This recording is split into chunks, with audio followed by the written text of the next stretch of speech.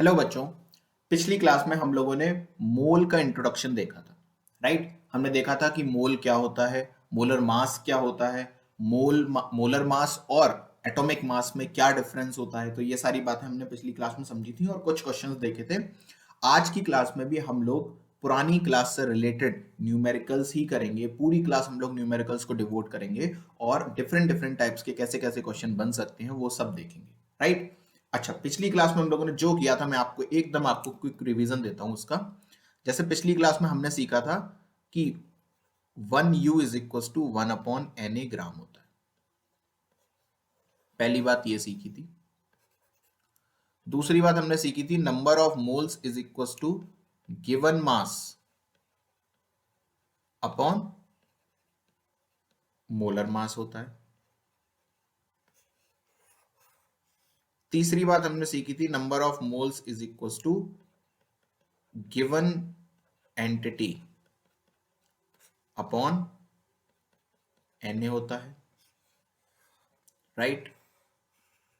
हमने देखा था कि 1/Na को ही हम लोग 1 एस्टन या 1 डाल्टन या 1 एवोग्राम भी बोलते हैं। हमने देखा था 1U की वैल्यू होती है 1.66 इंटू 10⁻⁻24 ग्राम। राइट। हमने ये भी समझा था कि 1U का मतलब होता है मास ऑफ एन एटम और 1 ग्राम का मतलब होता है mass of 1 mole of atom. Right, यानी कि मास ऑफ 6.022 इंटू 10⁻23 एटम्स। है ना। इतनी सारी बातें हमने पिछली क्लास में लगभग लगभग की थी। दो तीन बातें और करी थी। जैसे अगर H2SO4 का एक मॉलिक्यूल लूं तो इसमें मैं आपसे पूछूं तो आप बोलोगे सर 2 एटम है हाइड्रोजन के, एक एटम है सल्फर का और 4 एटम है ऑक्सीजन के। लेकिन अगर मैं आपसे कहूं 1 मोल H2SO4 है मेरे पास, तो आप कहोगे इसमें 2 मोल हैं हाइड्रोजन के, 1 मोल है सल्फर का और 4 मोल हैं ऑक्सीजन के।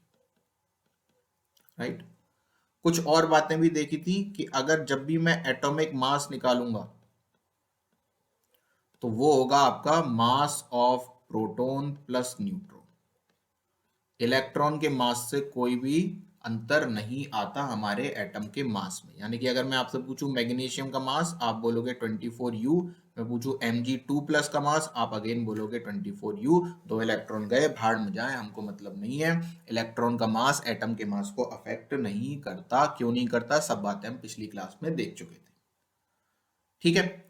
कुछ बातें और करी थी कि charge on 1 mole electron is called as 1 Faraday, जिसकी वैल्यू होती है 96500 कूलम। जिसकी वैल्यू क्या होती है 96500 कूलम। सही है। ये सब बातें और कर ली थी। चलिए अब आगे बढ़ते हैं। जो हमने कल सीखा उसी पर ही कुछ क्वेश्चंस और करते हैं।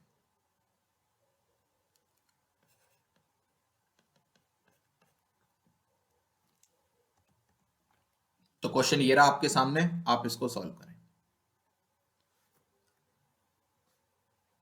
क्वेश्चन कह रहा है what mass of ethane should be taken which contain same number of hydrogen atom as in 80 gram methane. Methane का 80 ग्राम लो और उसमें चेक करो कितने हाइड्रोजन एटम है। राइट। और उतने ही हाइड्रोजन एटम अगर मैं इथेन के अंदर रख दूं तो इथेन का मास कितना होगा, आपको ये बताना है। राइट, ठीक है। चलिए देखते हैं। तो मुझे पता है CH4 का मॉलिक्यूलर वेट कितना होता है, 12 + 4 16 ग्राम। तो अगर मैं 16 ग्राम CH4 ले लूं, यानी कि इसका मतलब है मैंने 1 मोल CH4 ले लिया और 1 मोल CH4 में मुझे पता है 4 मोल हाइड्रोजन है। इसका मतलब 4 इंटू Na एटम्स हैं हाइड्रोजन के। ठीक है। तो 80 ग्राम में कितने होंगे, तो अगर 16 ग्राम में 4 Na हैं तो 80 ग्राम में होंगे 4 Na अपॉन 16 इंटू 80, 16 5 जा 80, 5 4 जा 20, 20 Na एटम्स होंगे 80 ग्राम ऑफ मीथेन। ठीक है। इथेन का मॉलिक्यूलर मास क्या होता है? इथेन का फॉर्मूला होता है C2H6। इसका मॉलिक्यूलर वेट हो जाएगा 24 + 6 दैट इज 30 ग्राम। 30 ग्राम का मतलब है 1 मोल इथेन,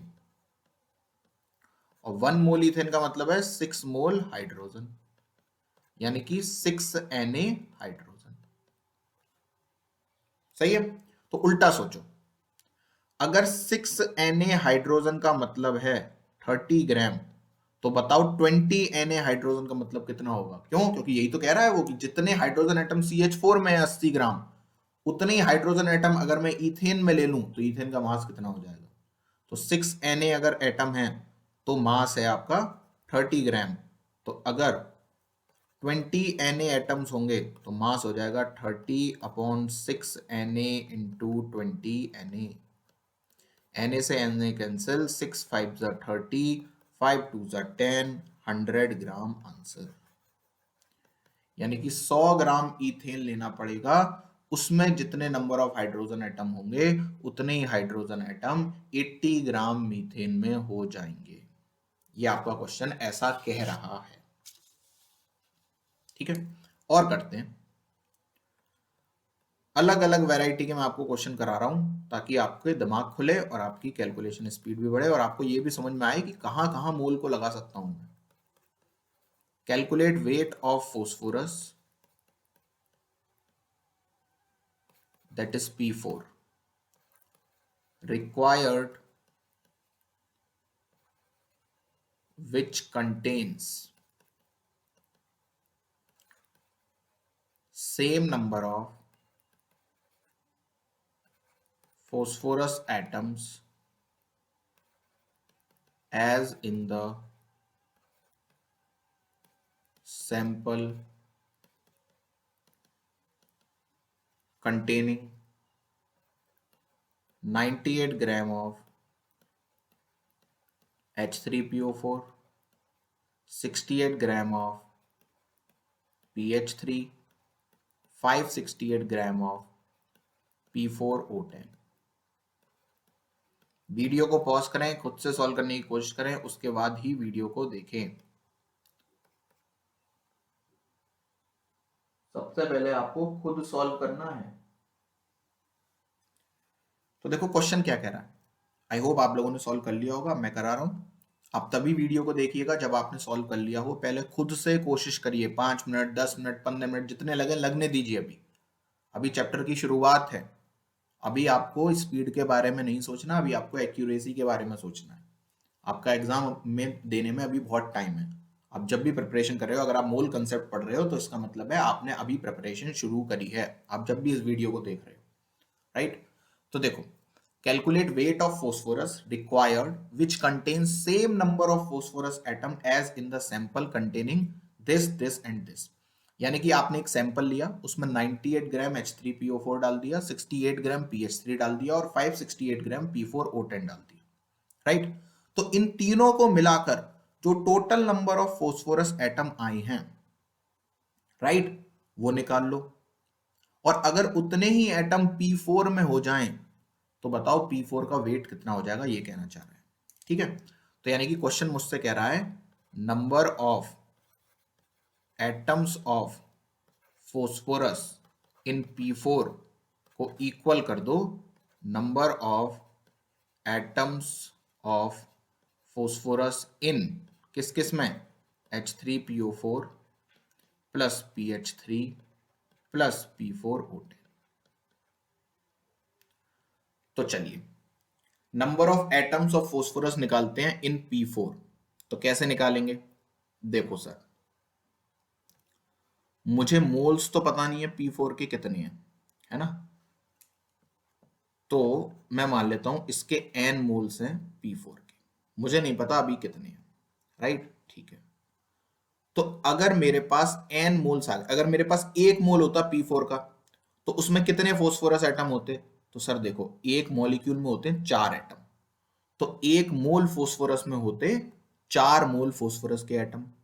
4 मोल फोस्फोरस के एटम का मतलब 4 into Na atoms of phosphorus, right. तो अगर मोल्स 2 हैं तो कितना हो जाएगा, 2 इंटू 4Na। 3 है तो 3 इंटू 4Na, और अगर n है तो n into 4Na, n into 4Na, ठीक है, is equals to number of phosphorus atom निकालो अब H3PO4 में, राइट। तो ठीक है, 98 ग्राम दे रखा है इसका, ठीक है, ओके। तो मोल्स ऑफ H3PO4 लिख देता हूं मैं, अभी निकाल लूंगा, इनटू Na कर देता हूं, प्लस, क्योंकि इसमें तो एक ही फोस्फोरस एटम है तो केवल Na करूंगा। अगले वाले में भी moles of phosphine into Na कर देता हूं। अगले वाले में मोल्स ऑफ P4O10, लेकिन एक में है 4 तो मल्टीप्लाइड बाई 4Na। Na से Na से Na से Na कैंसल, तो क्या आ गया, मोल्स ऑफ P4 बराबर मोल्स ऑफ H3PO4, वो क्या होगा, given mass upon molecular mass. इसका कितना है, 68 गिवन है, मॉलिक्यूलर मास 34। P4O10 का गिवन है 568, मॉलिक्यूलर मास होता है 284, इंटू 4 भी है यहां पर। ये हो गया 1, ये हो गया 2, ये भी हो गया 2, बट 2 4 जा 8, तो 1 प्लस 2 प्लस 8 यानी कि 11। तो मोल्स ऑफ P4 आ गए ये कितने, 11। बट मुझसे क्या पूछा था, वेट ऑफ P4। तो वेट कैसे निकालूंगा, मोल्स होता है weight upon molecular weight. P4 का मॉलिक्यूलर वेट कितना होगा, P4 का मॉलिक्यूलर वेट कितना होगा, आप कहोगे सर 31 होता है फोस्फोरस का, इंटू 4 कर दो तो 124 हो गया। और यहीं पर हो जाएगी गड़बड़, यहीं पर क्या हो जाएगी, गड़बड़। क्यों, क्योंकि आपने यहां पर केवल n ऑफ P4 लिखा, आप ये 4 खा गए, तो इस 4 को साथ लेकर चलें। अब करें W अपॉन 124 इंटू 4, तो इसको फिर से काटो, ये हो गया 31, तो यानी कि W upon 31 is equal to 11, तो W आ गया 11 इंटू 31, तो ये हो जाएगा 341 ग्राम आ गया। यानी कि आपको 341 ग्राम P4 के लेने पड़ेंगे, तब जाकर उसमें उतने नंबर ऑफ फोस्फोरस एटम आएंगे जितना इन तीनों को मिलाकर इनके अंदर आ रहे हैं, ठीक है। इसका एक घटिया तरीका भी हो सकता था जो आपको किताबों में मिलेगा, ठीक है। ये आप किसी भी किताब में अगर क्वेश्चन देखोगे तो इसका सॉल्यूशन मैं बताता हूं कैसे दे रखा होगा। वो एक लंबा मेथड है, हाँ, डायरेक्ट मेथड है, ऐसे ही दिमाग में आता है लोगों के, है ना, अगर थोड़ी सी स्मार्टनेस नहीं दिखानी है, लेकिन वो लेंदी चला जाता है। क्या, 98 ग्राम ऑफ H3PO4 है, 98 ग्राम से पहले उसके अंदर मोल निकाल लो, एक मोल आ गया, एक मोल का मतलब है उसके अंदर हो गए Na एटम्स, किसके, फोस्फोरस के। ऐसे ही दूसरे वाले में निकाल लो, उसमें हो जाएंगे 2Na, तो पहले के अंदर हो गए Na एटम, दूसरे के अंदर हो गए 2Na एटम, तीसरे के अंदर हो जाएंगे 8Na एटम, यानी कि टोटल हो गए 11Na एटम्स, ठीक है। ये मैंने क्या किया, वेट अपॉन मोलर वेट किया, मोल्स आ गए, मोल्स में मैंने Na से मल्टीप्लाई कर दिया, वो हमारे क्या आ गए, गिवन स्पीसीज की क्वांटिटी, राइट। मैंने ये वाला फॉर्मूला लगाया है बेसिकली, ये और ये, पहले मैंने ये लगाया, यहां से n निकाल लिया, फिर n में Na का मल्टीप्लाई कर दिया, गिवन एंटिटी आ गई, सबको प्लस कर लिया, यानी कि 11 Na एटम्स आने चाहिए थे किसके, फोस्फोरस के, राइट। लेकिन फोस्फोरस के मुझे मोल्स तो पता ही नहीं है, तो मोल्स इंटू 4Na करता मैं, यहां से फिर Na कट जाता और फिर से वही चीज आ जाती, कितना, 341 ग्राम। तो वो भी कर सकते थे, ये भी कर सकते थे, आपकी जो मर्जी हो। मैंने आपको एक नए तरीके से करना सिखा दिया ताकि आपको सब कुछ इंडिविजुअली सॉल्व ना करना पड़े। एक और करते हैं,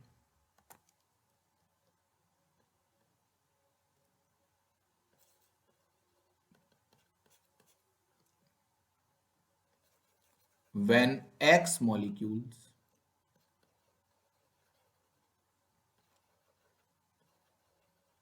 are removed from 200 milligram of N2O, 2.89 into 10 raised to the power minus 3 moles of N2O are left. X will be, आपको x की वैल्यू बतानी। सॉल्व करिए, वीडियो को पॉज करें, क्वेश्चन को सॉल्व करें, उसके बाद देखें क्वेश्चन क्या कह रहा है। चलिए देखते हैं। एक बात बताओ, मैंने आपसे कहा कि बेटा मैंने 5 में से x घटाया, मुझे 2 मिल गया, बताओ मैंने x की वैल्यू क्या होगी? आपने कहा सर 3 होगी। कैसे निकाला? 5 minus 2 is equal to x कर दिया, x आ गया 3। सही है, ठीक है। तो आपको दे रखा है कि मैंने 200 मिलीग्राम ऑफ N2 लिए, उसमें से मैंने x मॉलिक्यूल्स घटा दिए, तो मुझे 2.89 into 10 raise to the power minus 3 moles मिले, किसके? N2O के। ठीक है, तो सबसे पहले तो मैं 200 मिलीग्राम को मोल में चेंज कर लेता हूं। तो 200 मिलीग्राम है ना, तो मिलीग्राम को पहले तो ग्राम में चेंज करो, ये हो गया ग्राम। अब N2O के मोलर मास से डिवाइड कर दो, तो N2 का हो गया 28 प्लस 16 44। इसको जब सॉल्व करोगे ये आएगा 4.5 into 10 raise to the power minus 3। ठीक है, तो ये क्या हो गया? ये तो हो गए N2O के मोल्स। ठीक, इसमें से आपने कुछ माइनस किया, मुझे नहीं पता कितना किया, और आपको मिल गया 2.89 into 10 raise to the power minus 3। तो इसका मतलब आप x निकाल सकते हो, जो माइनस किया था वो कितना हो जाएगा? 4.5 into 10 raise to the power minus 3 माइनस 2.89 into 10 raise to the power minus 3। ये हो गया 4.5 minus 2.89 into 10 raise to the power minus 3। तो 4.5 में से 2.89 माइनस करेंगे तो कितना हो जाएगा? ये हो गया 1.66 into 10 raise to the power minus 3 moles आ गई है। ठीक, लेकिन आपको मोल्स नहीं निकालने थे, आपको क्या निकालना था? मॉलिक्यूल्स। तो मोल्स से मॉलिक्यूल्स कैसे निकालते हैं सर? वही दूसरा वाला फॉर्मूला, ये वाला। मोल्स पता है, Na से मल्टीप्लाई कर दो, गिवन एंटिटी आ जाएगी। तो 1.66 into 10 raise to the power minus 3 into 6.022 into 10 raise to the power 23 कर दो, नियरली अबाउट ये आएगा 9.996 into 10 raise to the power 20। 9.996 को अगर मैं 10 मान लूं तो ये हो गया 10 into 10 raise to the power 20, that is 10 raise to the power 21 molecules हैं आपके पास। जो आपने हटाए तो आपको 2.89 into 10 raise to the power minus 3 moles मिल गए N2O के।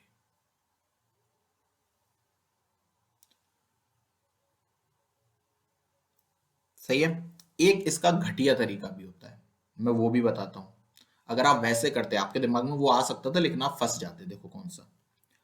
आप क्या करते कि सर 200 को पहले मैंने चेंज कर लिया मोल्स में, है ना, और जो x मॉलिक्यूल्स है ना मैंने उनको भी मोल्स में चेंज कर लिया, तो x upon 6.022 into 10 raise to the power 23, ये हो गए इतने मोल्स x मॉलिक्यूल में, और इज इक्वल्स टू इसकी वैल्यू होगी 2.89 into 10 raise to the power minus 3 के बराबर। अब चाहे तुम कुछ भी कर लो, तुम जिंदगी में इस कैलकुलेशन को सॉल्व नहीं कर सकते। क्यों? क्योंकि तुम्हें एलसीएम देख रहे हो कितना बड़ा लेना पड़ेगा। सही है, तो यहां आप फंस जाओगे। तो एक रॉन्ग तरीका है, आप करने को कर सकते हो बट टाइम बहुत लगेगा और कैलकुलेशन पक्का आपकी गलत होगी। तो इसलिए पहले मोल्स में चेंज नहीं करना है, एक चीज को मोल में चेंज करके आपको एक्स को मोल के टर्म में निकाल लेना है और बाद में मल्टीप्लाई करके उसको मॉलिक्यूल्स बना लेना है। ठीक है, तो इस तरीके से आपको करना था। अगला क्वेश्चन देखते हैं।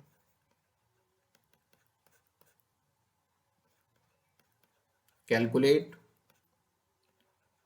नंबर ऑफ, अच्छा चलो पहले इससे पहले दूसरा क्वेश्चन करते हैं। नीट 2016 का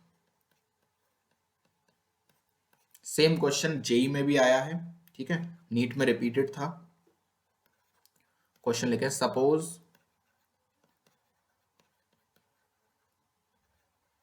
the elements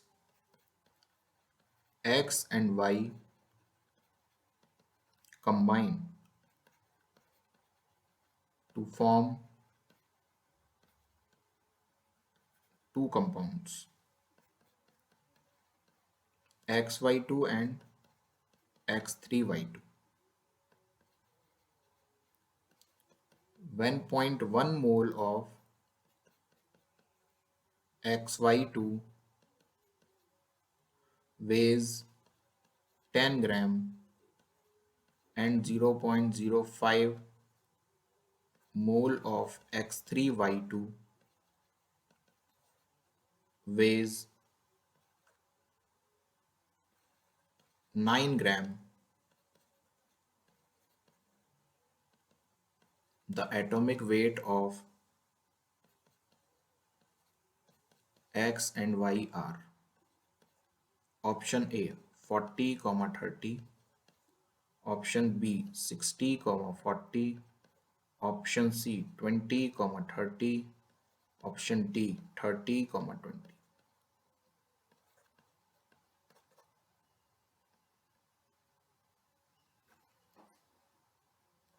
तो देखो कैसे करेंगे। आपको दो कंपाउंड्स दे रखे, आपसे कहा कि 0.1 जब आपने लिया XY2 का तो उसका मास आया 10 ग्राम। मैं मान लेता हूं X का वेट है A और Y का वेट है B, ठीक है। तो 0.1 मोल का मतलब क्या है XY2 के, 0.1 XY2 का मतलब है कि इसमें 0.1 तो X है और 0.2 Y है, क्योंकि Y के दो हैं तो 2 इंटू 0.1, राइट। अच्छा, X का एटॉमिक वेट क्या है, मैंने मान लिया है A और Y का कितना मान लिया है B। तो अगर मैं मोल्स में एटॉमिक वेट का मल्टीप्लाई कर दूं तो मास आ जाता है, ठीक है। तो इसका मतलब 0.1 इंटू ए प्लस 0.2 इंटू बी, इन दोनों का सम क्या दे रखा है मेरे को 10 ग्राम, राइट। ऐसे दूसरे में भी लगा दो,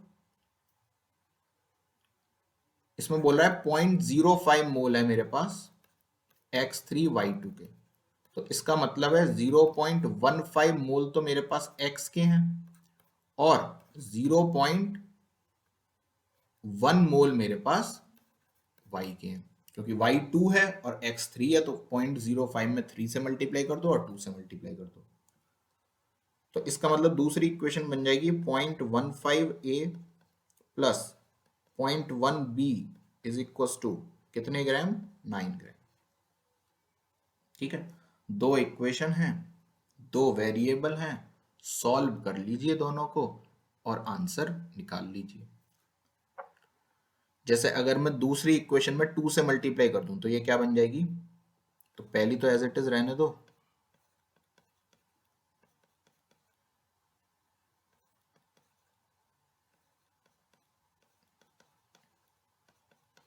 ये बन गई माइनस माइनस माइनस, ये कट गया, ये हुआ -0.2a इज इक्वल टू -8, तो माइनस से माइनस कैंसिल, a आ गया 8/0.2 that is 80/2 that is 40, a तो आ गया 40, तो a किस में 40 है, एक ही ऑप्शन है, खत्म। ये नीट 2016 का क्वेश्चन था, ठीक है। चलिए अब एक नए टर्म की बात करते हैं, मोल के कुछ घर के नाम और हैं, जैसे ग्राम एटम, ग्राम मॉलिक्यूल, ग्राम आयन, राइट, एटसेट्रा। यानी कि अगर मेरे से किसी ने कहा 1 मोल इलेक्ट्रॉन है मेरे पास, तो आप इसको ऐसे भी लिख सकते हो, ग्राम इलेक्ट्रॉन है मेरे पास। 1 मोल ऑक्सीजन है, तो आप लिख सकते हो ग्राम मॉलिक्यूल है ऑक्सीजन की। तो कहीं पर ग्राम एटम लिखा हो, ग्राम मॉलिक्यूल लिखा हो, ग्राम आयन लिखा हो, इसका मतलब आपको उसको मोल मान लेना है, बस बात खत्म। जैसे अगर मैंने आपको लिख दिया 4 ग्राम ऑफ ऑक्सीजन और 4 ग्राम मॉलिक्यूल ऑफ ऑक्सीजन, ये अलग अलग बात होगी, यहां पर बात होगी कि ऑक्सीजन के मेरे पास 4 ग्राम है। 4 ग्राम का मतलब 4/32, 1/8 मोल है मेरे पास ऑक्सीजन के। लेकिन 4 ग्राम मॉलिक्यूल ऑफ O2 का मतलब हो गया मेरे पास 4 मोल हैं ऑक्सीजन के। मेरे पास 4 मोल हैं ऑक्सीजन के, यानी कि 4 × 32, 4 2 8, 4 3 12, 128 ग्राम ऑक्सीजन है मेरे पास। तो ग्राम एटम और ग्राम मॉलिक्यूल ये दो शब्द हैं जो खूब कंफ्यूज करते हैं, तो इनको भी आप अपनी तिजोरी में रख लीजिए। मोल की क्वेश्चन करते हैं, समझ में आएगा।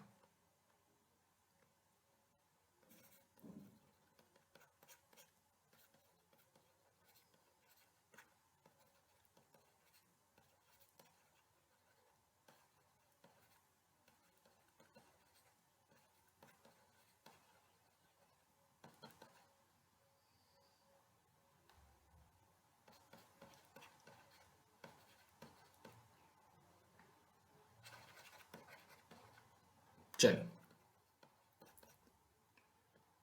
क्वेश्चन क्या दे रखा है, आपको नंबर ऑफ एटम्स निकालने हैं और नंबर ऑफ ग्राम एटम्स निकालने हैं 115 ग्राम सोडियम में। तो नंबर ऑफ ग्राम एटम का मतलब क्या हो गया सर, मोल हो गया इसका मतलब, राइट। और नंबर ऑफ एटम्स का मतलब क्या हो गया, वो तो एटम ही है, ठीक है। तो 115 ग्राम का मतलब क्या है, 1/115/23, that is 5 moles of sodium. 5 moles of sodium बोलूं या फिर 5 ग्राम एटम ऑफ सोडियम बोलूं, बात एक ही है। तो ग्राम एटम कितने आ गए, 5, क्योंकि ग्राम एटम मोल ही होते हैं।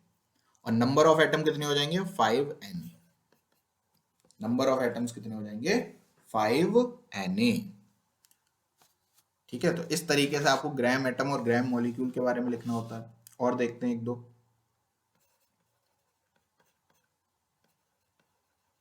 How many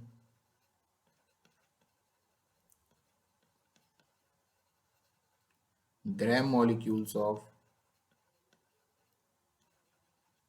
oxygen are present in 10 gram CaCO3।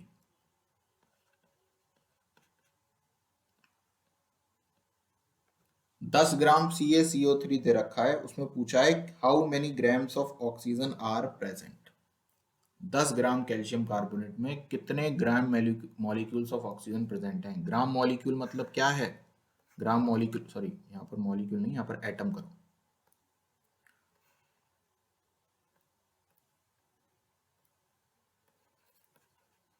Gram atoms of oxygen are present. चलिए, तो देखते हैं। सबसे पहले तो 10 ग्राम कैल्शियम कार्बोनेट को मॉलिक्यूलर वेट से डिवाइड करो और मोल्स निकाल लो, वो आ गए 0.1 मोल। ग्राम एटम का मतलब क्या है, ग्राम एटम का मतलब है मोल। तो जब 1 मोल कैल्शियम कार्बोनेट आपके पास होता तो उसके अंदर 3 मोल ऑक्सीजन थे। तो जब 0.1 मोल कैल्शियम कार्बोनेट है तो उसके अंदर 0.3 मोल ऑक्सीजन एटम होंगे, यानी कि ग्राम एटम कितने हो गए, 0.3, खत्म बात। ग्राम एटम कितने हो गए, 0.3, खत्म हो गया क्वेश्चन, बस इतना ही था। और करिए।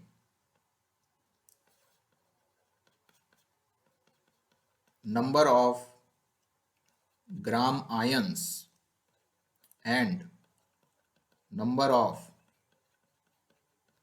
electrons in 4.2 gram of azide ion and nitride ion। azide ion क्या होता है, N3-, नाइट्राइड आयन क्या होता है, N/3-। अजाइड आयन N3 पर 1- और नाइट्राइड आयन 1 N पर 3-, राइट। चलिए,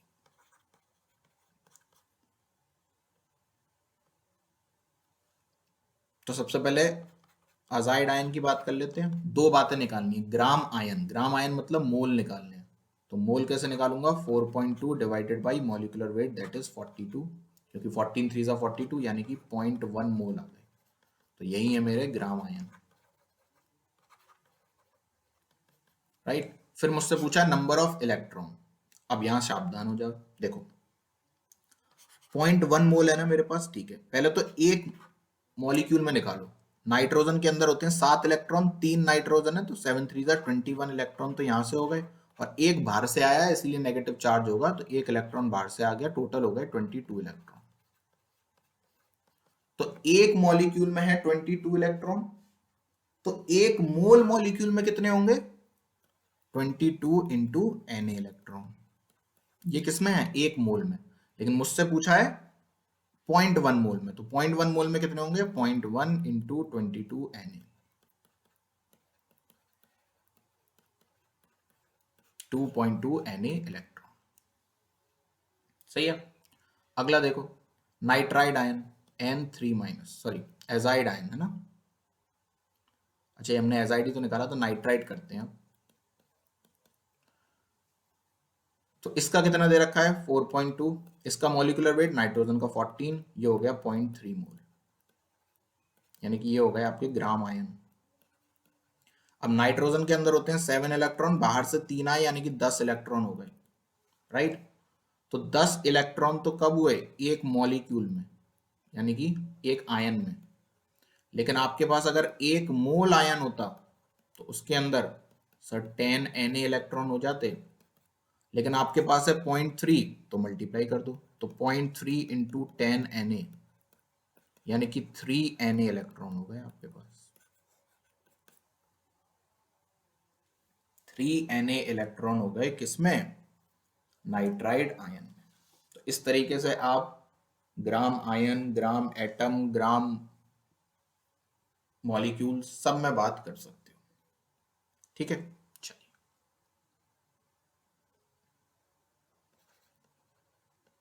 एक क्वेश्चन आपके लिए होमवर्क है, सॉल्व करिएगा, कमेंट करिएगा answer. If you have a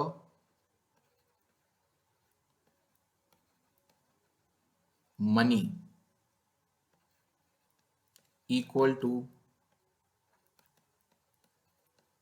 Avogadro number, यानी कि मैं आपको 6.022 इंटू 10⁻23 रुपए दे दूं, ठीक है। ये बहुत रुपए होते हैं, ये बहुत, मतलब करोड़ों के भी करोड़ों के करोड़ हो गए, है ना। इतने रुपए दे दूं, then how much years will you take to spend that money if you spend 1 lakh rupees per second। यानी कि आपके पास एवोगैड्रो नंबर जितने रुपए हैं, यानी कि 6.022 इंटू 10⁻23 रुपए हैं, तो आपको कितने साल लगेंगे उस पैसे को खर्च करने में? अगर आप 1 सेकंड में 1 लाख रुपए खर्च करते हो तो भाई साहब एकदम अमीरी वाली फीलिंग आने लगी है सर अब हमें। 1 सेकंड में 1 लाख रुपए खर्च करना, मतलब हम तो बिल गेट्स के भी बिल गेट्स हो गए, ठीक। तो सोचिएगा, निकालिएगा, मतलब सॉल्व करिएगा, सोचने से तो नहीं आएगा, सॉल्व करिएगा और आंसर निकालिएगा। वैलिड क्वेश्चन है, अच्छा क्वेश्चन है। आगे बढ़ते हैं, और कमेंट बॉक्स में आंसर जरूर बताइएगा। अगला टॉपिक है gram molecular volume. Gram molecular volume, short में GMV।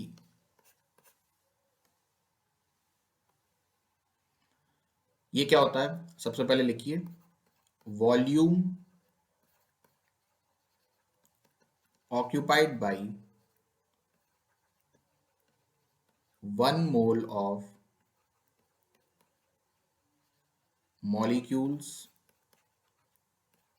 of the gaseous substance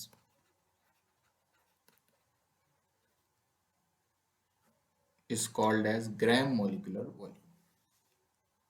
अब तक हम मास की बात कर रहे थे, ग्राम मॉलिक्यूलर मास यानी कि मोलर मास। तो ग्राम मॉलिक्यूलर वॉल्यूम मतलब मोलर वॉल्यूम, खत्म बात।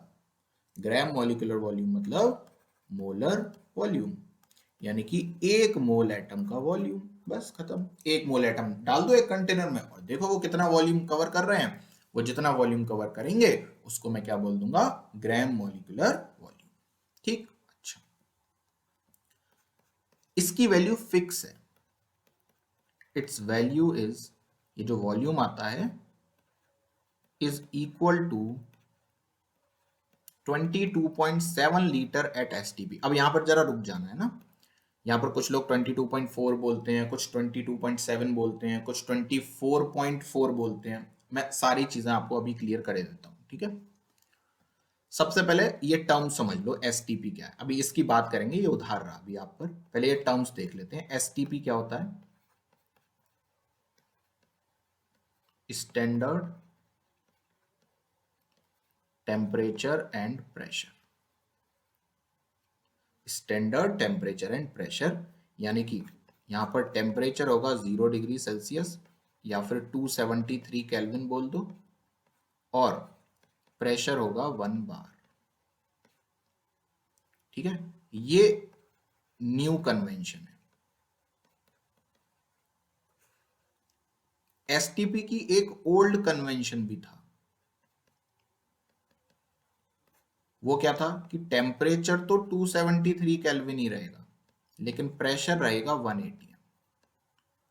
ये पुराने लोगों के पाप है, हम इसमें कुछ नहीं कर सकते। पहले ऐसा माना जाता था कि स्टैंडर्ड प्रेशर 1 एटीएम होता है, लेकिन अब ये चेंज हो चुका है। स्टैंडर्ड प्रेशर को हम लोग 1 बार मानते हैं। ठीक है,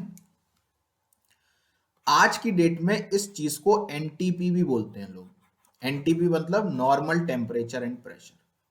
ये कोई साइंटिफिक टर्म नहीं है, लोगों की आपसी सनक है जिससे लोगों ने इस टर्म को बना दिया है। ऐसा कोई साइंटिफिक लिटरेचर में टर्म नहीं है एनटीपी नाम का, ना ही आज तक कभी जेई ने यूज किया। ठीक, नीट यूज करता है क्योंकि उनके भेजे अलग हैं, वो लोग भाई साइंटिफिक हैं भी नहीं। वो कहीं से भी क्वेश्चन उठा के कुछ भी डाल देते हैं, उनका कोई साइंटिफिक आधार नहीं है। बट जेई एडवांस ने आज तक एनटीपी शब्द का प्रयोग नहीं किया, क्योंकि ऐसा शब्द लिटरेचर में एग्जिस्ट ही नहीं करता। ये लोगों का बनाया हुआ है, तो मैं बस आपको बता दे रहा हूं। मैं जो क्वेश्चन दूंगा उनमें भी मैं एनटीपी यूज करूंगा। क्यों? क्योंकि किताबों में चलता है। ठीक, नॉर्मल टेम्परेचर एंड प्रेशर।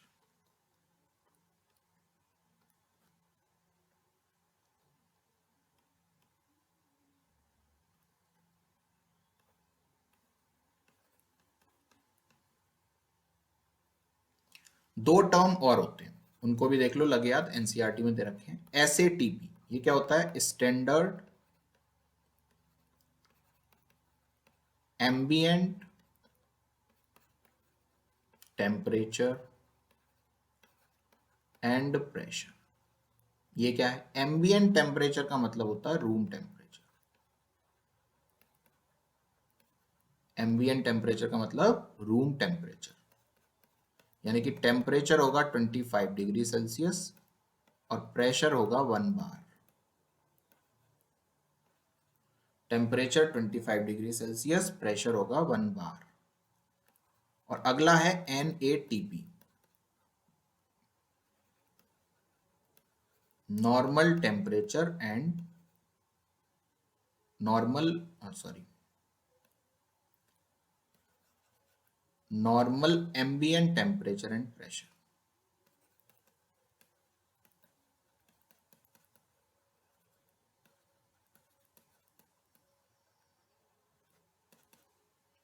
इसमें टेम्परेचर होता है 25 डिग्री सेल्सियस, बस प्रेशर होता है 1 बार।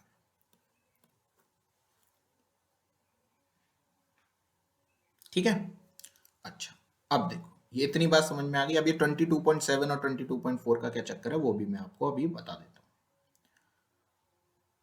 देखो, फॉर गैसेस, ठीक है, और अगर ज्यादा अच्छे से कहूं तो फॉर आइडियल गैसेस, बट अभी ये आइडियल शब्द को आप इग्नोर मान सकते हो। ठीक है, गैसेस के लिए एक इक्वेशन लगती है, PV is equal to NRT. ये एक इक्वेशन है, हम चैप्टर 5 में बहुत डिटेल में पढ़ने वाले हैं। आज के लिए आप इसको रट लीजिए, हम इसको डिराइव करेंगे। PV is equal to NRT क्या होता है ना। PV is equal to NRT एक इक्वेशन है, इसको बोलते हैं आइडियल गैस इक्वेशन। ये गैसेस पर लगती है ना। इसमें P प्रेशर है, V वॉल्यूम है, N नंबर ऑफ मोल्स हैं, R होता है universal gas constant. Universal gas constant R. इसकी कुछ वैल्यूज होती हैं, वो भी देख लीजिए। इसकी एक वैल्यू होती है 8.314 जूल पर मोल पर केल्विन। एक वैल्यू होती है 0.0821 लीटर एटीएम पर मोल पर केल्विन, ये सब रटनी है आपको।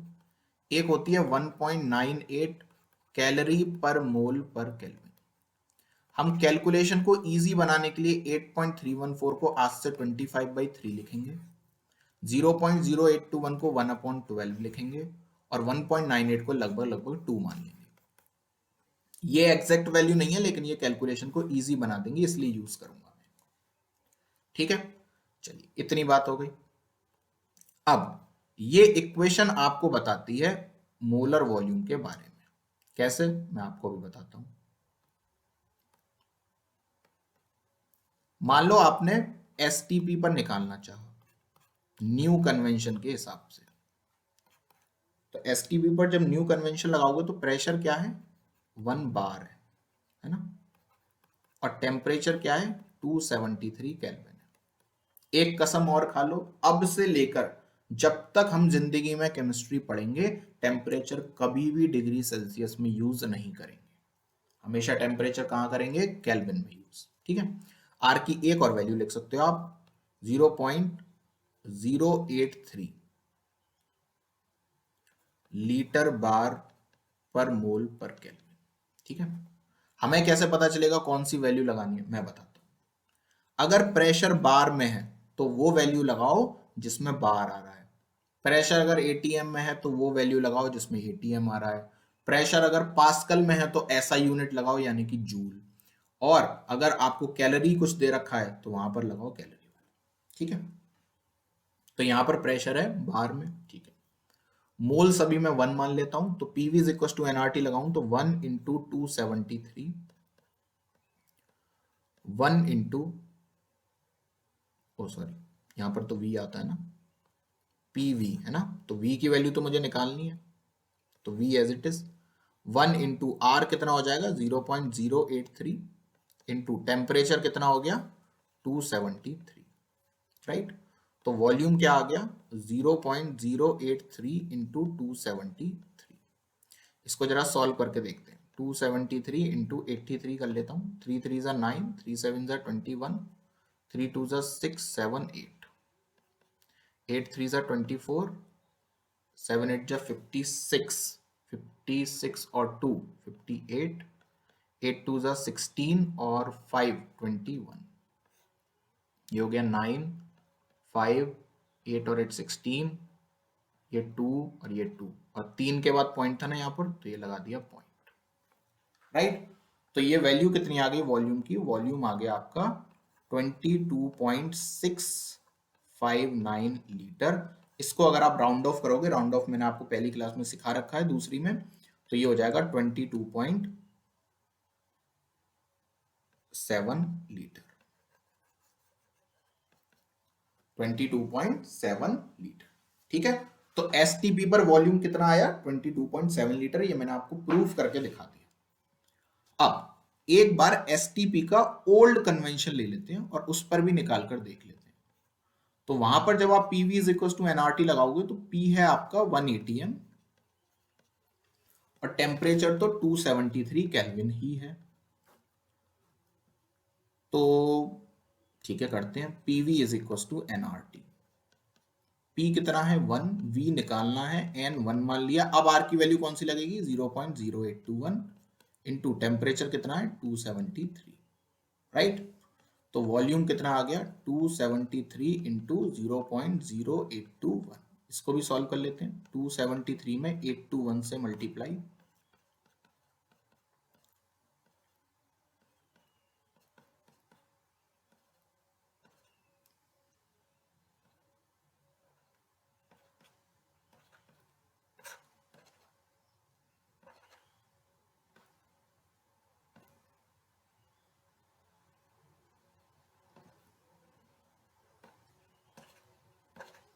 ठीक। और पॉइंट कितने के बाद है, 4 के बाद, तो यहां पर पॉइंट आ गया।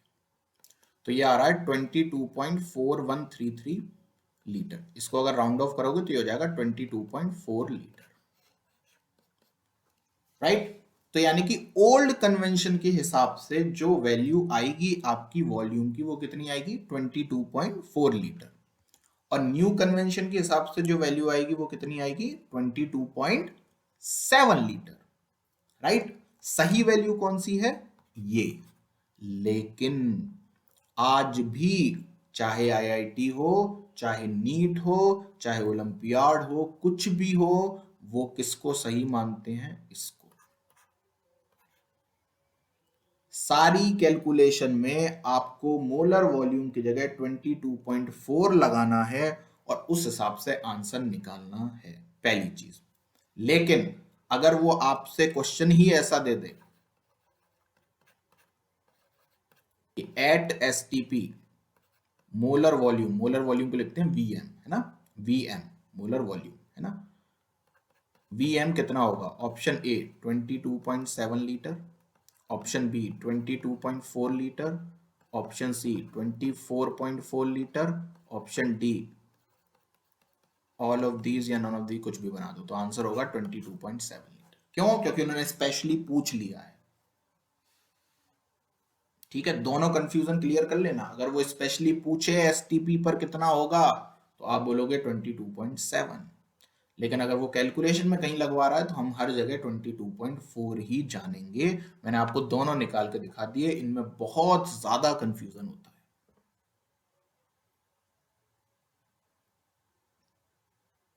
चलिए आगे बढ़ते हैं, एक शब्द और देख लेते हैं। एक शब्द होता है लॉशमिट नंबर। ये क्या है, कभी कभी पूछ लेते हैं वो लोग, तो एक बार जरा डेफिनेशन लिख लो, एक लाइन की डेफिनेशन है। Number of molecules in 1 centimeter cube of gas at STP। STP पर एक गैस का 1 सेंटीमीटर क्यूब वॉल्यूम ले लो। 1 सेंटीमीटर क्यूब मतलब 1 ml। तो STP पर किसी भी गैस का 1 ml ले लीजिए और उसमें नंबर ऑफ मॉलिक्यूल्स निकाल लीजिए, तो उसको बोला जाएगा लॉशमिट नंबर। जैसे एक मोल के अंदर जितनी भी चीजें आती हैं उसको बोलते हैं एवोगैड्रो नंबर ना, ऐसी एक ml गैस के अंदर जितनी भी चीज आएंगी, कब, एसटीपी पर। ये याद रखना, किसी भी टेम्परेचर पर मत लगा देना, एसटीपी पर। तो वो क्या होगा, नंबर ऑफ मॉलिक्यूल्स, उसको बोलेंगे लॉशमिट नंबर। किसी ने मेरे से कहा मेरे पास नाइट्रोजन है, उसका लॉशमिट नंबर है मान लो 5। तो इसका मतलब क्या है कि एसटीपी पर अगर मैं नाइट्रोजन का 1 ml ले लूं तो उसके अंदर 5 मॉलिक्यूल होंगे नाइट्रोजन के। ये बात हो गई लॉशमिट नंबर देने की। तो इस बात को लिख लो जो अभी मैंने बोली, ठीक है। कि अगर किसी भी चीज का लॉशमेंट नंबर दिया जाए, इसका मतलब हमें खुद मान लेना है कि इसका वॉल्यूम दे रखा है 1 ml और एसटीपी कंडीशन दे रखी है, और उस पर ये जो संख्या दे रखी है लॉशमेंट नंबर की, ये कुछ नहीं है, ये उसके मॉलिक्यूल्स ही हैं, ठीक है। चलिए अच्छा, अब मैं आपसे कहूं सपोज मेरे पास 5.6 लीटर O2 है। तो 5.6 लीटर O2 का मतलब क्या है, आप कहोगे सर देखो, जैसे हम मास में निकालते थे ना, मेरे पास कुछ भी मास होता था, है ना, तो मैं उसमें मोलर मास से डिवाइड दे देता था और मुझे नंबर ऑफ मोल्स मिल जाते थे। तो सेम वॉल्यूम में चलेगा, जो आपने मास में किया सेम वॉल्यूम में करते चलना। क्या, कि जब भी आपसे बोला जाए 5.6 लीटर O2, तो नंबर ऑफ मोल्स का फॉर्मूला होता है given volume upon molar volume. कब, एट एसटीपी। इस बात को दिमाग में रखना बिल्कुल, 22.4 लीटर तभी लगाना है जब एसटीपी कंडीशन दे रखी हो या क्वेश्चन में कुछ ना दे रखा हो, तो मान लेना एसटीपी ही चल रहा है सब कुछ। ये लिख लो अपने इस फॉर्मूले के नीचे, या तो एसटीपी दे रखा होगा या फिर आप निकाल लेना, मतलब कुछ नहीं दे रखा होगा तो आप मान लेना कि मोलर वॉल्यूम ही है, 22.4 लगाना है। अगर उसने दे दिया 300 केल्विन, तो भैया नहीं पता क्या होता है volume, PV is equal to NRT लगा चुपचाप और निकाल फिर से नया वॉल्यूम और फिर लगा। हमको नहीं पता मोलर वॉल्यूम क्या है, ठीक है। इस बात को यहां पर लिख लेना, ये बहुत पंगे होते हैं इन क्वेश्चंस में। चलिए, तो 5.6 लीटर O2 का मतलब क्या है, 5.6 अपॉन 22.4, राइट, यानी कि 1/4 यानी कि 0.25 मोल्स हैं मेरे पास ऑक्सीजन के, यानी कि 0.25 Na मॉलिक्यूल्स हैं ऑक्सीजन के, राइट, यानी कि 0.5 Na एटम्स हैं ऑक्सीजन के। सब बातें कर लो, है ना, वॉल्यूम से सब कुछ निकाल सकते हैं हम, जो हमने पहले सीखा था। ठीक, चलिए, तो देखो एनटीपी पर, अब कंफ्यूज मत होना, वो कभी कभी क्वेश्चन में लिखेगा एनटीपी, कभी कभी लिखेगा एसटीपी, आपको दोनों पर क्या लगाना है, सेम ही लगाना है, ठीक। लेकिन अगर उसने क्वेश्चन में लिख दिया एसएटीपी, तो एसएटीपी पर आप निकाल लीजिए। कैसे निकालोगे, वही PV is equal to NRT लगाकर अपना निकाल लो क्या होता है वॉल्यूम, और उसको रट लो। ये आपका होमवर्क, मुझे कमेंट में जरूर बताना एसएटीपी पर आपका मोलर वॉल्यूम क्या आया, क्योंकि अगर क्वेश्चन में वो लिख देगा एसएटीपी, तो फिर उसकी कंडीशन तो फिक्स है, वो आपको याद होनी चाहिए, और फिर उससे PV is equal to NRT लगाओ वहां पर और निकालो कितना आएगा। ठीक है, चलिए, टेम्परेचर 25 डिग्री सेल्सियस होता है, यानी कि 298 केल्विन, इस बात को याद रखना यहां पर। Pressure 1 bar.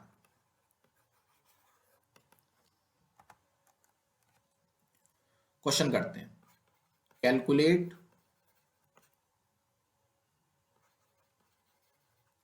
Moles of 18 ml of water. Calculate moles of 18 ml of water.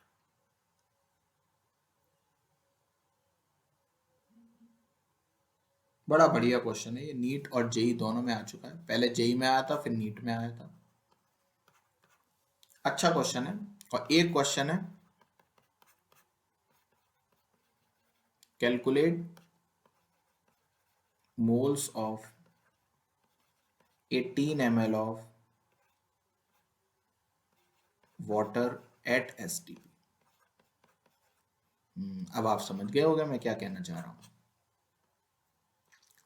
यहां पर कहीं भी उसने एसटीपी या टेम्परेचर की बात नहीं करी। सर लेकिन आपने तो कहा था अगर कुछ ना दे रखा हो तो मान लेना एसटीपी है। अरे बिल्कुल सही बात है, अगर टेम्परेचर कुछ ना दे रखा हो तो मान लेना एसटीपी है, लेकिन यहां तो टेम्परेचर की बात ही नहीं करी ना। क्वेश्चन में अगर लिखा हो at a fixed temperature and pressure, तो आप मान लेना फिक्स्ड टेम्परेचर मतलब 298 केल्विन, चल मैंने मान लिया। लेकिन यहां तो कुछ बोला ही नहीं है, मैं क्या करूं।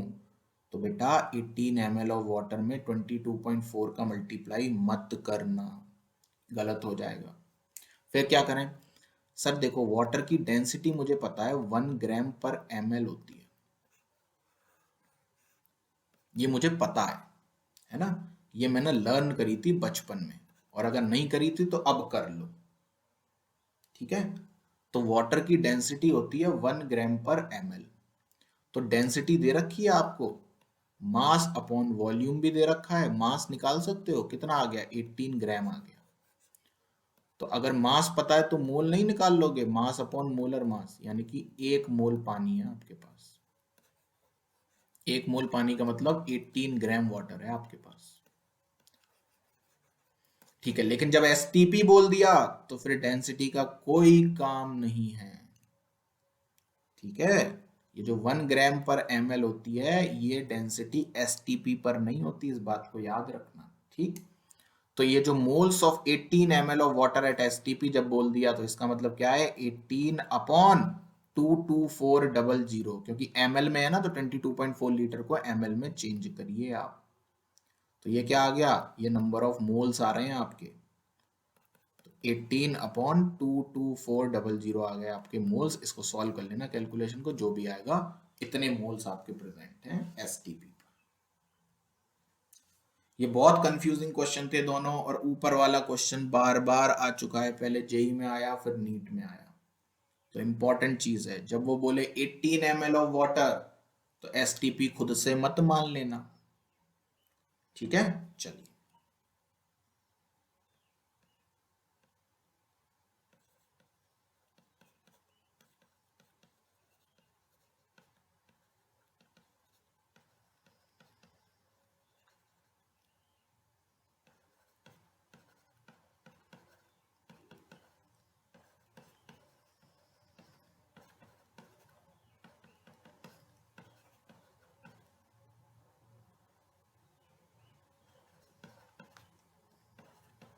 चलिए करिए।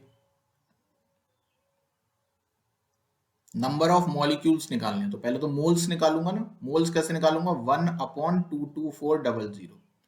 ये तो क्या आ गए? ये आ गए मोल्स, और इनटू कर दूंगा 6.022 इंटू 10⁻23 से, ये आ गए नंबर ऑफ मॉलिक्यूल्स किसके? CO2 के। ऐसे यहाँ पर 1/22400 इंटू 6.022 इंटू 10⁻23। तो क्या आपको यहाँ पर एवोगैड्रो लॉ प्रूव होते हुए दिख रहा है? कैसे सर? एवोगैड्रो लॉ कहता था equal volume of all the gases at STP और टेम्परेचर, मतलब जब टेम्परेचर और प्रेशर फिक्स हो, तो मैंने एनटीपी फिक्स कर रखा है दोनों के लिए। तो equal volume of all the gases contain equal number of moles as well as equal number of molecules at a fix temperature and pressure. और देख लीजिए दोनों के मॉलिक्यूल्स सेम है, लेकिन दो ही चीजों पर लगती थी वो डेफिनेशन, एक मॉलिक्यूल्स पर और एक मोल्स पर, ना मास पर लगती थी ना एटम्स पर लगती थी। और यहां पर वो चीज प्रूव भी हो गई। ठीक है भाई, इसको जब आप सॉल्व करोगे तो आंसर आएगा 2.69 इंटू 10⁻19। सॉल्व करने की जिम्मेदारी आपकी। जरूर सॉल्व करें ये सारी कैलकुलेशन विदाउट कैलकुलेटर। अगला question, calculate volume occupied by 5 molecules of CO2 at STP। तो सब में मैं लिखता चल रहा हूँ, क्वेश्चन में लिखा होगा। अगर किताबों में बिना लिखा हुआ मिल रहा है तो वो किताबों की गलती है, एग्जाम में नहीं लिखा आएगा, ऐसे टेंशन मत लो, एग्जाम में आपको प्रॉपर वो मेंशन करके देगा। तो calculate volume occupied by 5 molecules of CO2 at STP। अच्छा ठीक है भाई, तो 5 मॉलिक्यूल है ना, और मुझे वॉल्यूम निकालना है, तो पहले मोल्स निकाल लेता हूं। तो मोल्स कैसे निकालूंगा सर? मोल्स होते हैं गिवन एंटिटी अपॉन एन, ये आ गए मोल्स। ठीक, और जब मोल में मोलर मास से मल्टीप्लाई करते थे तो क्या आ जाता था? मास आ जाता था। तो जब मोल में मोलर वॉल्यूम से मल्टीप्लाई करोगे तो क्या आ जाएगा सर? वॉल्यूम आ जाएगा। तो आपको ये मिल गया, इसमें 22.4 से मल्टीप्लाई कर दो, जो भी आंसर आएगा वो आपका वॉल्यूम हो जाएगा। सिंपल। तो जो मोल में किया वही वॉल्यूम में चलेगा, कोई टेंशन लेने की तो जरूरत है ही नहीं। और करते हैं,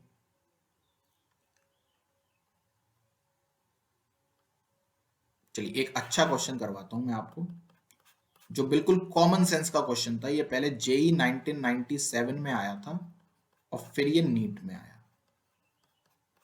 सर ये दोनों बातें क्यों बताते हो? आपको ये बताना चाह रहा हूं कि जेई के मोस्टली क्वेश्चंस नीट में रिपीट होते हैं। 2022 के जितने भी क्वेश्चन थे नीट के अंदर, सारे जेई के आए हुए क्वेश्चन थे, लगभग लगभग केमिस्ट्री में। ठीक है ना, हर चैप्टर की बात कर रहा हूं मैं, केवल इसकी बात नहीं कर रहा, क्योंकि एनटीए ही दोनों जगह के पेपर बना रही है, चाहे वो नीट हो चाहे जेई हो। तो जब सेम ही आदमी पेपर बना रहे हैं तो फिर तो अब दिमाग में तो सेम ही चीज रहती है ना।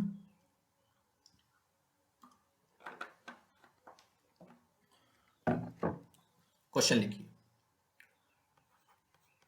पहले क्वेश्चन लिखेंगे, फिर मैं आपको क्वेश्चन करने के लिए एक चीज बताऊंगा, फिर उसको लगाना।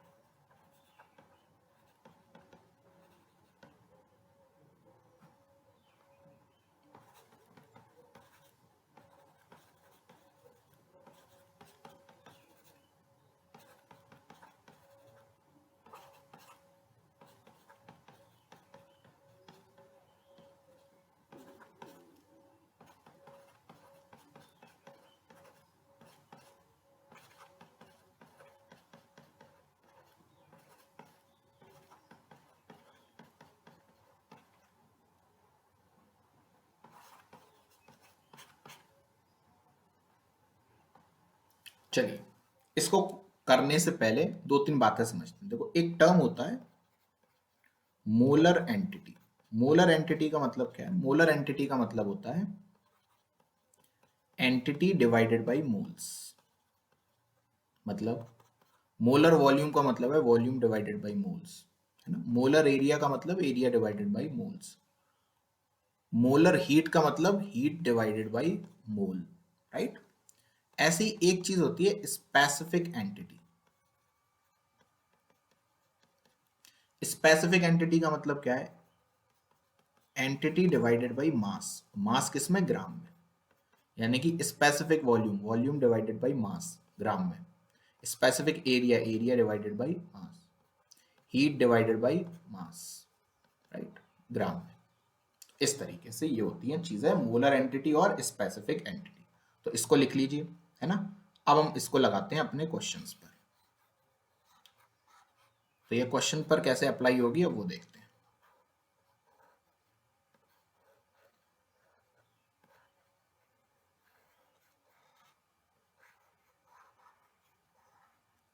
देखो क्वेश्चन में हमसे क्या कह रहा है? क्वेश्चन में हमसे कह रहा है कि स्पेसिफिक वॉल्यूम दे रखा है आपको सिलेंड्रिकल वायरस का सीसी पर जी। इसका मतलब क्या है? सेंटीमीटर क्यूब पर ग्राम। तो इसका मतलब आपको देखो यूनिट से भी समझ में आ रहा है ना, वॉल्यूम पर ग्राम, राइट। तो आपको स्पेसिफिक वॉल्यूम दे रखा है 6.022 इंटू 10⁻⁻² सेंटीमीटर क्यूब पर ग्राम, ठीक है। और आपको सिलेंड्रिकल वायरस की रेडियस और लेंथ दे रखी है, ठीक है। अच्छा, अब आपसे निकलवाया मोलर वेट। अब जरा देखो इसमें कुछ नहीं है, ये बिल्कुल कॉमन सेंस का क्वेश्चन था। मोलर वेट किस में निकालोगे? सर ग्राम में निकालेंगे, ठीक है। तो अब आपके पास देखो क्या क्या दे रखा है। आपको रेडियस और लेंथ दे रखी है और आपसे बोला है सिलेंड्रिकल वायरस है। तो क्या आप यहां से वॉल्यूम निकाल सकते हो वायरस का? कैसे sir? Pi R square H लगाकर। 22/7 रेडियस दे रखी है, 7 × 10⁻⁻8 सेंटीमीटर। सेंटीमीटर में चेंज करना क्योंकि यहां पर सेंटीमीटर है।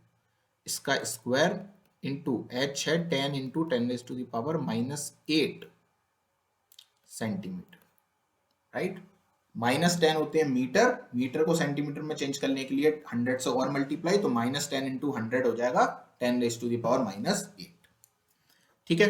अच्छा, जब आप इसको पूरा सॉल्व करोगे पाई आर स्क्वायर एच को सॉल्व करके देखना, ये आएगा 1.54 × 10⁻⁻27 सेंटीमीटर क्यूब। एक बार चेक कर लेना, कुछ गड़बड़ भी हो सकती है कैलकुलेशन में। मैं आपको कंसेप्ट समझा रहा हूं, कैलकुलेशन नहीं है यहाँ पर, ठीक है। एक बार देख लेना बस, ठीक है। जब आप इस वैल्यू को, अब ये तो क्या आ गया? ये आ गया आपका वॉल्यूम किसका? एक वायरस का, सही है ना। ये किसका वॉल्यूम है? एक वायरस का। आपसे क्वेश्चन में क्या पूछा है? मोलर वेट पूछा है वायरस का, ठीक है। तो मॉलिक्यूलर वेट कैसे निकालूंगा? आपके पास एक ये वॉल्यूम है और एक ये स्पेसिफिक वॉल्यूम है। गौर से देखना, बस यूनिट का खेल है सारा। अगर मैं सेंटीमीटर क्यूब में सेंटीमीटर क्यूब पर ग्राम का डिवाइड दे दूं, तो सेंटीमीटर क्यूब कट जाएगा और ग्राम ऊपर पहुंच जाएगा। यानी कि अगर मैं वॉल्यूम में स्पेसिफिक वॉल्यूम का डिवाइड दे दूं, तो जो चीज निकल कर आएगी वो क्या आएगी? मास, ठीक है। अब ये फॉर्मूला कोई कोई स्टैंडर्ड फॉर्मूला नहीं है, ये याद रखना। लोग इसको स्टैंडर्ड फॉर्मूला बना देते हैं, बिल्कुल नहीं। ऐसा कोई फॉर्मूला किसी टेक्स्ट में, बुक में नहीं मिलेगा आपको, क्योंकि होता ही नहीं है।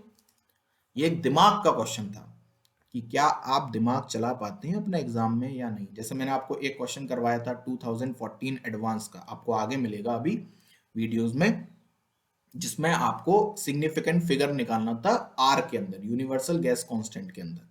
केबी की वैल्यू दे रखी थी और एनए की। अभी आगे मिलेगा आपको, तब आप देखना कि वो कैसे करते हैं। 2014 एडवांस में पूछा गया, तो कुछ नहीं था, एक लाइन का क्वेश्चन था, 15 सेकंड लगते उस क्वेश्चन को करने में, बस स्मार्ट मूव लेनी थी एक, ठीक।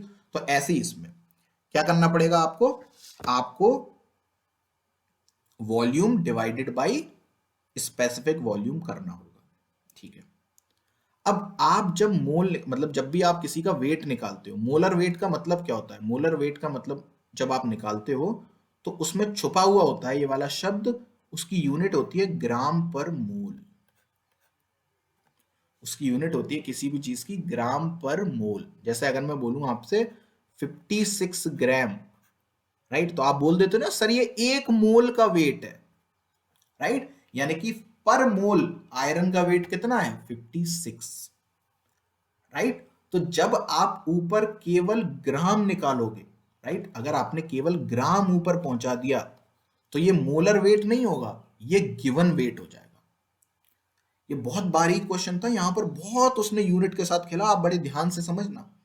अगर मैंने आपको बोल दिया केवल ग्राम, हाँ, अभी तक मैं आपसे कह रहा था कि 56 ग्राम का मतलब है 1 मोल आयरन, राइट, क्यों, क्योंकि हम मोल छुपा लेते हैं। बट अंडरस्टूड होता है वो कि यूनिट क्या है, ग्राम पर मोल है। ठीक है, अच्छा, तो फिर क्या करूं मैं अब, तो सर आप एक काम करो, आप ये जो वॉल्यूम है ना इसको मोलर वॉल्यूम में चेंज कर लो। यानी कि अगर आपको इस वॉल्यूम को मोलर वॉल्यूम में चेंज करना होगा तो क्या करना होगा, ये तो एक एटम का यानी कि एक वायरस के मॉलिक्यूल का या एक वायरस का वॉल्यूम है। 1 मोल वायरस का मॉलिक्यूल कितना हो जाएगा, तो 1 मोल में होंगे 6.022 इंटू 10⁻23 वायरस, और एक का वॉल्यूम है इतना, तो इतने का वॉल्यूम हो जाएगा आपका, इसको मल्टीप्लाई करोगे जब 9.27 इंटू 10⁻2 सेंटीमीटर क्यूब पर मोल, सेंटीमीटर क्यूब पर मोल। ठीक है, तो अब अगर मैं सेंटीमीटर क्यूब पर मोल को डिवाइड दे दूं सेंटीमीटर क्यूब पर ग्राम से, यानी कि ये जो वॉल्यूम निकाला उससे स्पेसिफिक वॉल्यूम में अगर मैं डिवाइड दे दूं तो सेंटीमीटर क्यूब कट जाएगा और क्या आएगा, ग्राम पर मोल आएगा। क्या आ जाएगा, ग्राम पर मोल आ जाएगा। इसका मतलब अब कुछ नहीं करना है, सब कुछ हो चुका है। 9.27 इंटू 10⁻2 में डिवाइड दो दो 6.022 इंटू 10⁻⁻2 का, राइट। तो अब कैलकुलेशन भी सॉल्व नहीं करनी, देखो दिमाग से खेलना है बिल्कुल। -2 ऊपर जाएगा, +2 बन जाएगा, 10 पे पावर हो जाएगी +4, 10 पे पावर हो जाएगी +4, ठीक है। और जब ये 6.022 इससे काटोगे तो ये लगभग लगभग कटेगा, ये तो इसको आगे की संख्या को हटा दो तो ये 3 2 6, 3 3 9, और ये हो गया लगभग लगभग 1.5। ठीक, तो इसका मतलब 1.5 इंटू 10⁻4 आ गया, 1.5 इंटू 10⁻4 आ गया। ठीक है, तो आंसर हो गया आपका ये 1.5 इंटू 10⁻4। एक बार ऑप्शन मुझे याद नहीं है शायद कितने थे, या तो यहां पर ग्राम था, क्योंकि हम लोगों ने जितनी भी वैल्यू ये सब निकाली है ये ग्राम में निकाली है, राइट। तो अगर यहां पर ग्राम पर मोल था तो फिर यहां पर भी ग्राम ही कर लो, मतलब सारी यूनिट एक ही में कर लो, या तो ग्राम में कर लो या फिर किलोग्राम में कर लो। तो अगर ग्राम वाला मतलब ऑप्शन लगाना है तो फिर ये था, अगर सारी यूनिट किलोग्राम में थी तो फिर ऑप्शन ए हो जाता। ठीक, तो हमें खैर यूनिट तो वो तो हम देख ही लेंगे, ऑप्शन में क्या दे रखी थी मुझे नहीं पता, मैंने तो ऐसे ही लिख दी बस, ठीक है ना। बट आपको मैं कंसेप्ट समझाना चाह रहा था, वो इंपॉर्टेंट था कि उसने किस तरीके से बहुत ही वाइजली आपके साथ खेला, कोई फॉर्मूला नहीं लगना था, केवल कॉमन सेंस का क्वेश्चन था और बढ़िया क्वेश्चन था। ठीक, एक आज की क्लास का लास्ट क्वेश्चन करते हैं बस हम। क्वेश्चन लिखिए, कैलकुलेट टोटल नंबर ऑफ, अब सब कुछ निकलवा देता हूं एक क्वेश्चन में, molecules, atoms, electrons, nucleons, neutrons नहीं बोल रहा हूं, nucleons present in 98 gram of H2SO4। देख लेते हैं कैसे करेंगे इसको। देखो 98 ग्राम का मतलब है 98 डिवाइडेड बाई 98 यानी कि 1 मोल, मोलर मास से डिवाइड दे दिया। ठीक, तो 1 मोल का मतलब क्या है, Na नंबर ऑफ मॉलिक्यूल्स, तो पहला आंसर आ गया। और एक मॉलिक्यूल के अंदर एटम कितने हैं? 2 हाइड्रोजन, 1 सल्फर, 4 ऑक्सीजन, यानी कि 7 एटम है। तो एक मोल के अंदर कितने होंगे? 7 Na एटम्स हो जाएंगे, राइट। इलेक्ट्रॉन देखो, एक मॉलिक्यूल के अंदर कितने हैं? 2 हाइड्रोजन के पास हैं, 16 सल्फर के पास है और ऑक्सीजन के पास होते हैं 8, 8 4 जा 32। इलेक्ट्रॉन की बात कर रहा हूं, मास की बात नहीं कर रहा, कंफ्यूज मत होना, 16 इलेक्ट्रॉन मत ले लेना।